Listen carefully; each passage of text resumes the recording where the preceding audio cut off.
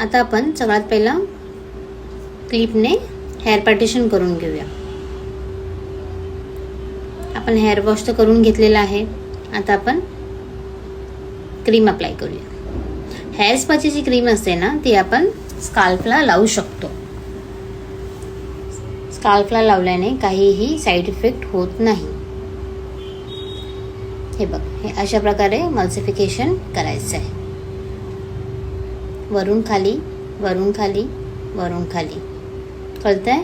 हे अशाच प्रकारे तुम्हाला मल्सिफिकेशन करायचं आहे. सपोज चुकून पण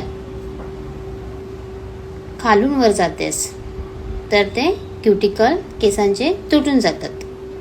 त्यामुळे आपल्याला काय करायचं आहे, वरून खाली ह्याच प्रकारे ॲप्लिकेशन करायचं आहे. ॲप्लिकेशन करताना